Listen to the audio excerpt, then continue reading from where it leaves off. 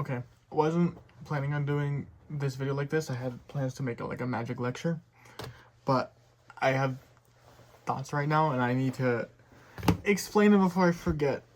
I'm probably gonna forget half them anyways, but we're gonna go into this anyways. It's gonna be kind of more of one of those magic rants again. So first I want to talk about, hang on, I need to get something real quick.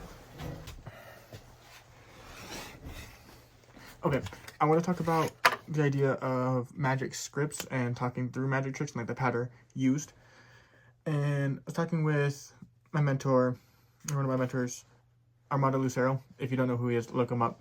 He's great. But talking with him and on the topic of like scripting magic. And there's a quote, I don't remember who it is. I'll find it in editing and put it here. But it says, all magicians are actors playing the part of magicians. And yeah, this kind of made sense. Like you're having to like build up the magic or whatever. And I've definitely done that. Like in other videos of mine, I've talked about going into performance mode of I talk or act differently based on the trick I'm performing or whatever.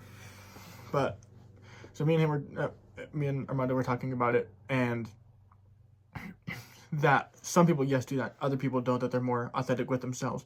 Nothing wrong with either. It's just more of your performance style and personality type. And I kind of want to give examples of both, because hindsight's 2020 on self-evaluation, I realized I kind of do both.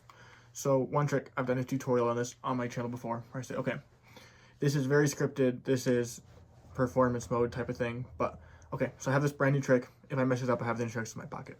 I'm gonna go like this, say stop where you want, you say stop there. Okay, take this card, memorize it, put it anywhere you want in the deck, mix it up as much as you want, all that fun stuff. And I'm gonna try to find your card. Was that your card? No? That one? No? That one? Let me get my instructions. Hang on.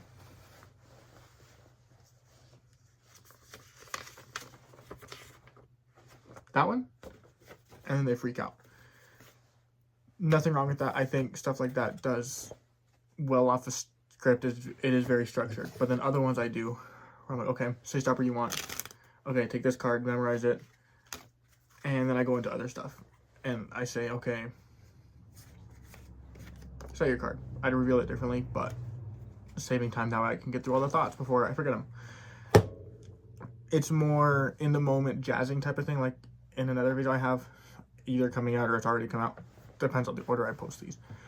But it's totally different. So some magicians, when they're performing, they put on a mask. Like David Copperfield, for example. He's playing a character, like the quote, all magicians are actors playing the part of magicians. How David Copperfield is on stage, that's not how he is off stage when you interact with him. Other people, totally different. Danny DeOrtiz, he is the same on or off. Like he's not playing a character of a magician, he is himself doing the magic. Or like Ruby Perez, another one, or Mario Lopez. There's various different ones. Again, some might overemphasize certain things, but yeah. So that was really interesting in the design of a script. If you want to make it specifically that way, like again, a lot of comedy magicians will do this, and not to say comedy magicians kind of not my style. I do enjoy making the jokes and stuff, but I also enjoy like the philosophical conversation, the deep stuff, and the psychology and all that fun stuff, as you can tell by this channel. But either way works for me. So again, Armando Lucero, I'll leave a link for one of his videos or something. When he scripts his videos, he goes into really deep, thought-provoking storytelling type of thing. Another great one, Rene Lavand. Highly recommend you look up Rene Lavand. I'll probably do a longer form video about him specifically in the future, but known as the one-handed magician. He got in like a car crash when he was 9 and lost a hand, so he only performed left-handed. But he tells stories throughout his performances. And when he finishes a set, he'll like hit the table and stand up and he'll tell a story, and he'll come back and he'll do a magic trick relating to that story. Phenomenal. I don't think he would be specifically playing a part because he liked the storytelling and making scripts up about things you enjoy. Like if I talk about the wording, again, wording different things, which we'll get to that. That's my next point is wording. But I can make the script really well formulated around the trick, like I did for that one, for the the card in my pocket, because I tell you where I'm going to start. I'll tell you from the start where I'm going to end. I go through, and yeah, very well formulated. Or I can, before I do talk about this, okay, so what if we could isolate a moment in time, and from there be able to go back and re-access it again later? And I'm painting this picture in your head, which I'm gonna lower this camera here. So, side note, we can do like an ambitious card routine. I'm gonna work this in. So the next thing I kind of want to talk about is the power of words. So I can do an ambitious card routine where I just do a double lift, queen of diamonds. Oh, that was too many cards. Okay, we're gonna try this again. So 4 diamonds,